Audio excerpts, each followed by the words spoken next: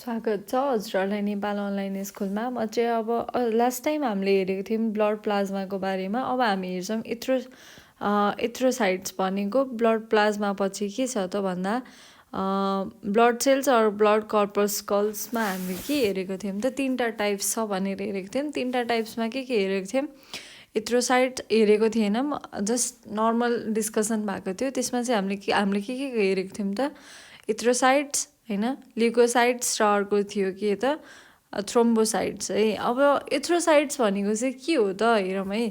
एथ्रोसाइट्स are non न्युक्लिएटेड बाइकन्केभ और circular blood cell which transport the gases होइन, जसले चाहिँ ग्यासेसहरूलाई के गर्छ त ट्रान्सपोर्ट गर्ने काम गर्छ के को थ्रु, ब्लडको थ्रु, ब्लडमा है। कस्तो खालको के ग्यास छ, अक्सिजन र कार्बन डाइअक्साइड है। यहाँ पोइन्ट्समा छ। बाइकन्केभ भनेको कस्तो त भन्दाखेरि यस्तो खालको क्या, बाइकन्केभ है, सर्कुलर भनेको छैन त, ठिक छ। अर्को पोइन्टमा हेरौँ, the number of RBCs per cubic mm of blood is about 45 lakhs to 50 lakhs होइन। कति छ त 45 देखि 50। यो चाहिँ नर्मल्ली के को लागि त भन्दाखेरि यो पोइन्ट्सहरू लेखेको चाहिँ क्यारेक्टरहरू सोध्न सक्छ कि। क्यारेक्टरहरू सोध्यो भनेदेखि के लेख्ने त यस्तै यस्तै पोइन्ट्सहरू लेख्ने। त्यही भएर यो चाहिँ याद गर्नुपर्छ है एकदमै। The life span is about कति हुन्छ त 90 देखि 120 दिनसम्म मात्र बाँच्छ यो, त्योभन्दा धेरै जाँदैन है, त्योभन्दा पछाडि जाँदैन। अब यसको एभरेज हुन्छ। अब त्यो डेटाहरू चाहिँ कसरी लिन्छ नि त मेडिकल वेमा, म अलि धेरै थाहा छैन त्यो विषयमा है मलाई पनि। अर्को छ, it has been found that about 20 lakhs RBCs are being destroyed in the liver and spleen are formed in the bone marrow. Bone marrow बन्दाखेरि चाहिँ के हुने भयो त भन्दा आरबिसिजहरू लिभरमा डिस्ट्रोय हुने भयो है, ठिक छ। अर्को छ, the red pigment call haemoglobin. हाम्रो ब्लडमा जुन हाम्रो रेड पिगमेन्ट छ, रेड पिगमेन्टको प्रेजेन्स भनेको के हो त भन्दा ब्लडमा हेमोग्लोबिनको प्रेजेन्स छ होइन। त्यसको मतलब के हो, इट कन्टेन्स आइरन, आइरन हुन्छ है त्यसमा, एफई आइरन। अर्को पोइन्टमा छ, it absorb sufficient oxygen from lungs and transport throughout the body in a form of oxy haemoglobin है त। के हुन्छ त भन्दाखेरि यसले चाहिँ के गर्छ त अक्सिजन चाहिँ लिन्छ कहाँबाट, लङ्सबाट लिन्छ होइन। इट अब्जर्भ यो एथ्रोसाइटले चाहिँ के गर्छ त भन्दाखेरि लङ्सबाट अक्सिजन अब्जर्भ गर्छ, पुरै सोच्छ त्यहाँबाट, अनि त्यसलाई चाहिँ कहाँ ट्रान्सपोर्ट गर्छ त बडीमा, बडी अर्ग्यान्समा, के को फर्ममा, oxy haemoglobin. Haemoglobin plus oxygen equals to के हुन्छ त gives out to oxy haemoglobin दिन्छ है त, ठिक छ। The absence of adequate number of RBCs in the blood cause anaemia. Anaemia भनेको चाहिँ के त भन्दाखेरि हाम्रो शरीरमा ब्लड कमी छ, ब्लडको कमी छ भनेदेखि के बुझ्नु पऱ्यो त हामीले, जस्तै कि हामीलाई रिङ्गाटा लाग्ने होइन, अलिकति हिँड्ने बित्तिकै पुरै थाकेको जस्तो फिल हुने, अनि त्यसपछि भमिट आउला जस्तो हुने तर नआउने भनेको चाहिँ के हो त भन्दाखेरि ब्लडमा के भयो त आरबिसिसको कमी भयो है, ठिक छ। अर्को छ ल्युकोसाइट्स। ल्युकोसाइट्स हेरौँ है त। ल्युकोसाइट्स भनेको के हो त भन्दाखेरि वाइट ब्लड सेल्स है, डब्लुबिसी। अब यसको स्ट्रक्चर हेर्दाखेरि चाहिँ के हुन्छ त लार्ज साइज न्युक्लिएटेड ब्लड सेल्स है। न्युक्लिएटेड भनेको न्युक्लियसको प्रेजेन्स भयो होइन त। लार्ज साइज भनेको ठुलो। यहाँ हेरौँ न, यी कत्रो ठुलो न्युक्लियस छ नि यहाँनिर। यो यहाँ अर्को पेन युज गरौँ यसको लागि।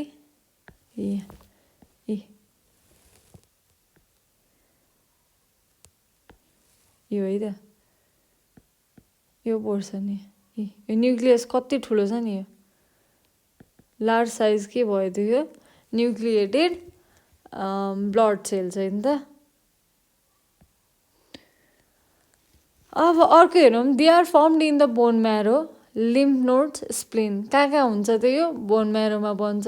अर्को छ लिम्फ नोड्स होइन, हामी अब भन्छौँ नि के अरे ब्लड क्यान्सर भयो भनेर। ब्लड क्यान्सर भनेको चाहिँ के हुन्छ त भन्दाखेरि लिम्फ नोड्समा प्रब्लम भयो भनेदेखि चाहिँ हामीलाई के हुने भयो त ब्लड क्यान्सर हुने भयो। अर्को चाहिँ स्प्लिन है, ठिक छ, यो पोइन्ट्सहरूलाई चाहिँ एकदमै याद गर्नुपर्छ है। इक्जाममा सोध्यो भने, इक्जाममा सोध्यो होइन, इक्जाममा सोध्छ नै, what do you mean by leucocytes अनि वाट इज साइज अथवा के को प्रेजेन्स हुन्छ हुँदैन भन्ने कुराहरू सोध्छ। त्यही भएर हरेक पोइन्ट्सलाई चाहिँ याद गर्नु। बायोलोजीको प्रब्लमै हो, इच एन्ड एभ्री पोइन्टको डेफिनेसन हुन्छ नि। Their number is 4,000 to 10,000 per cubic mm of the circulating blood. Hey, WBCs are round or irregular shaped and can change. होइन, जस्तो पनि हुनसक्छ क्या, रेगुलर सेपै छैन। जस्तै हाम्रो आरबिसीको त एउटा बाइकन्केभ अथवा सर्कुलर भनेको छ नि, यसको चाहिँ कस्तो भन्ने नै थाहा छैन कि, टाइममा एउटा सर्टेन टाइममा ठ्याक्क चेन्ज भइदिइहाल्ने। अनि एमिबाको स्ट्रक्चर देखेको छ, एमिबाको स्ट्रक्चर जस्तै यो के छ त भन्दाखेरि एमिबाको जस्तै स्ट्रक्चर छ नि यो पनि है। ल ठिक छ। The changeable body shape enables them to squeeze out from the wall of the capillaries during the attract of germs. जस्तै क्यापिलरिज भनेको चाहिँ के हो त भन्दाखेरि जुन हाम्रो भेन्स र आर्ट्री, अक्सिजनेटेड र डिअक्सिजनेटेड ब्लड जुनमा फ्लो हुने, जुन भेसल्समा फ्लो हुन्छ, त्यो भेसल्स एक ठाउँमा गएर कनेक्ट हुन्छ, त्यो पोइन्टमा जाँदाखेरि चाहिँ त्यो पोइन्टलाई चाहिँ हामी क्यापिलरिज भन्छौँ होइन। अनि त्यो क्यापिलरिजमा गएर चाहिँ के हुन्छ त भन्दाखेरि कुनै पनि जम्सहरू आएको बेलामा चाहिँ यसले के गर्ने काम गर्यो त, त्यो जम्सहरूलाई, इन्जुरिजहरूलाई चाहिँ यसले भगाइदिने काम गर्यो के। हाम्रो बडीमा इम्युन सिस्टमलाई के गर्ने भयो, यसले इन्क्रिज गर्ने भयो होइन त। अब ल्युकोसाइड्समा पनि यसको टाइप्सहरू छ। यसको चाहिँ दुईवटा टाइप्स छ, एउटा चाहिँ ग्रान्युलर ल्युकोसाइड्स, अर्को छ अग्रान्युल ल्युकोसाइड्स। अब ग्रान्युल भन्ने बित्तिकै ग्रेन्सको प्रेजेन्स हुने भयो, अग्रान्युल हुने बित्तिकै फल्स ग्रान्युल भनेको के भयो त, त्यहाँ ग्रेनको प्रेजेन्स हुँदैन। अब हामी हेरौँ ग्रान्युलर ल्युकोसाइड्समा है। ग्रान्युलर ल्युकोसाइड्स भनेको चाहिँ के हो त भन्दाखेरि द्याट कन्टेन्स ग्रान्युल्स भनेको, जस्तै यो एउटा हाम्रो ब्लड सेल्स भयो, ठुलो न्युक्लियस हुन्छ, जहाँनिर चाहिँ के हुन्छ त भन्दा यस्तो सानो सानो ग्रान्युल्सहरूको प्रेजेन्स भएकोलाई चाहिँ हामी ग्रान्युल भन्छौँ। जसमा प्रेजेन्स छैन, ग्रेन्सहरू प्रेजेन्स छैन, त्यसलाई चाहिँ हामी के भन्छौँ त, अग्रेन्युल भन्छौँ है। ग्रान्युल ल्युकोसाइड्स हेरौँ, it contains granules in their cytoplasm. साइटोप्लाजममा के हुने भयो त, तिनीहरूको ग्रान्युल्सहरू हुने भयो है। They are of 3 different types, 3टा डिफ्रेन्ट टाइप्सको छ। यसमा चाहिँ इन्सोफिल्स, बेसोफिल्स र न्युट्रोफिल्स छ है। इन्सोफिल्स भनेको चाहिँ के हो त भन्दा non phagocytics and they destroy toxins. They destroy के गर्छ त्यसले, टक्सिन हाम्रो बडीमा अथवा हाम्रो ब्लडमा जुन हामीलाई नचाहिने खालको इन्जाइम्स अथवा हर्मोन्सहरू प्रड्युस हुन्छ, भन्नुको मतलब टक्सिन्सहरू हुन्छ जुन हाम्रो शरीरको लागि एकदम हार्मफुल छ, त्यसलाई चाहिँ के गर्छ, त्यसले डिस्ट्रोय गर्ने काम गर्छ है। अर्को छ हाम्रो basophils, are least in number among the leucocytes. एकदमै कम पाइन्छ, अरू टाइप्स भन्दा चाहिँ के हुने भयो त, कम अमाउन्टमा पाइने भयो है। न्युट्रोफिल्स भनेको चाहिँ के हो त भन्दाखेरि are the largest in the number among all the leucocytes होइन। They engulf germs and are called के हो त, फ्याङ्गोसाइड्स। के भने इन्गल्फ भनेको के हो त भन्दाखेरि which destroy or which can digest the germs भन्नुको मतलब इम्युनि सिस्टमलाई के गराउने, यसले हाम्रो शरीरमा गर्ने भनेको इम्युनि सिस्टमलाई स्ट्रङ बनाउने काम हो। इम्युनि सिस्टम स्ट्रङ हुनुको मतलब के हो त भन्दाखेरि यसले के गर्छ त, जम्सलाई आफूभन्दा टाढा बगाउँछ है। अब अग्रान्युलमा हेरौँ, अग्रान्युलमा के छ त भन्दाखेरि agranule leucocytes lacks granules in their cytoplasm. माथिकोमा के थियो, साइटोप्लाजममा ग्रान्युल्सहरूको प्रेजेन्ट थियो, यसमा हुँदैन है। There are 2 types of agranules leucocytes है। के छ त, दुईवटा छ भनेको छ, एउटा छ लिम्फोसाइड्स, अर्को छ मोनोसाइड्स है। लिम्फोसाइड्समा लिम्फोसाइडले चाहिँ के प्रड्युस गर्छ त भन्दाखेरि एन्टिबडिज प्रड्युस गर्छ टु डिस्ट्रोय दी जम्स होइन, and also helps in healing injuries. भनेको मतलब यसले चाहिँ के गर्ने भयो त भन्दाखेरि चोटपटक लागेको ठाउँमा पनि छिटो निको गराउने भयो यसले। किनकि यसले एन्टिबडिज प्रड्युस गर्छ। एन्टिबडिजको काम भनेको के हो त हाम्रो शरीरमा भने जुन जर्म्सहरू जुन ब्याक्टेरियाहरू हाम्रो शरीरमा आएर हामीलाई दुःख दिन्छ त्यो दुःख नदिने, दुःख आइसकेर एट्याक गरे पनि पछि निको हुने जस्तै एन्टिबडिज प्रड्युस गर्छ। अनि एन्टिबडिज प्रड्युस गरेपछि के हुन्छ त भन्दाखेरि हाम्रो बडीमा आउने ब्याक्टेरिया जर्म्सहरू चाहिँ के हुने भयो त मर्ने भयो है एन्टिबडिजको कारणले। भन्नुको मतलब इम्युन सिस्टमलाई स्ट्रङ बनाइदिन्छ। इम्युन सिस्टमलाई स्ट्रङ बनाइसकेपछि के हुने भयो जर्म्सहरूले हामीलाई एट्र्याक्ट गर्न सक्दैन है। मोनोसाइट्स भनेको चाहिँ के हो त भन्दा monocytes are the largest leucocytes. They are motile and phagocytic in nature. Phagocytes भनेको के हो रे? फ्याङ्गोसाइट्स भनेको चाहिँ विच इन्भल्भ्स द जर्म्स है, जसले चाहिँ के गर्छ त जर्म्सलाई चाहिँ के गर्ने भयो इन्गल्फ गर्ने काम गर्छ है। मोनोसाइट्स भनेको चाहिँ के हो त लार्जेस्ट ल्युकोसाइट्स पनि हो। अब छ हाम्रो थ्रोम्बोसाइट्स अर प्लेटलेट्स। के हो त प्लेटलेट्स भने? Platelets are non nucleated and oval shape blood cells है। माथिकोमा चाहिँ न्युक्लियस छ, न्युक्लियस भन्नुको मतलब के हो न्युक्लिएटेड भयो। यो चाहिँ नन न्युक्लिएटेड, न्युक्लियस छैन, न्युक्लियसको प्रेजेन्स यसमा प्लेटलेट्समा हुँदैन है। यिनीहरू कस्तो सेपको हुन्छ? ओभल सेपको ब्लड सेल्सहरू हुन्छ होइन र? ठिक छ। अर्को पोइन्टमा हेरौँ, these are from the large cell of bone marrow है। यिनीहरू चाहिँ केबाट फर्म भएको हुन्छ त भन्दाखेरि बोन म्यारोको सबभन्दा ठुलो सेलबाट बनेको हुन्छ। यसको लाइफ स्प्यान भनेको 2 देखि 3 दिनसम्म, त्यसपछि फेरि के हुन्छ त भन्दाखेरि रिजेनेरेट हुन्छ है। Platelets are responsible for blood clotting at the site of injuries or the cut. At the site of injury or the cut, they produce a chemical called thromboplastin, which helps in the clotting of blood. जस्तै हामी लड्यौँ, हाम्रो accident भयो या केही भयो, अब त्यो accident हुँदाखेरि over bleeding भयो भने हामी ठाउँको ठाउँ मर्छौँ। हामी किन मर्दैनौँ त भन्दाखेरि हाम्रो ब्लड क्लट हुन्छ। भन्नुको मतलब रगत जम्छ। रगत जमेपछि हाम्रो ब्लड एक्सेसिभ फ्लो हुँदैन। एक्सेसिभ फ्लो नभएपछि के हुन्छ त हामी मर्दैनौँ है। त्यो एक्सेसिभ फ्लोलाई रोक्नको लागि जुन केमिकल प्रड्युस हुन्छ नि हाम्रो ब्लडमा, त्यसको नाम चाहिँ के हो त भन्दा थ्रोम्बोप्लास्टिन। के अरे? थ्रोम्बोप्लास्टिन है।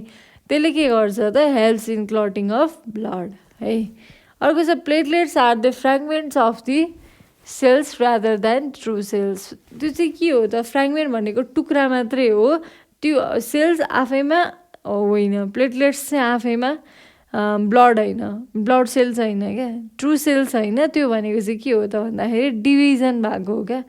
अर्को रिजेनेरेट भएको हो क्या, एउटाबाट यो 2टा भएको हो क्या, यस्तो 2टा है। अब हेरौँ के छ त ब्लडको फङ्सन अफ ब्लड। एउटा त ट्रान्सपोर्टेसन भयो, जसले चाहिँ के गर्छ त भन्दा ब्लडको माध्यमबाट हाम्रो बडीको हरेक पार्ट्समा चाहिने न्युट्रिसन्सहरू, मिनरल्स, भिटामिन्स, त्यसपछि इन्जाइम्स, हर्मोन्सहरूलाई के गर्ने काम गर्छ त यसले ट्रान्सपोर्ट गर्ने काम चाहिँ कहाँबाट? एउटा बडी पार्ट्सबाट अर्को बडी पार्ट्समा थ्रु के को माध्यमबाट? ब्लडको माध्यमबाट है त।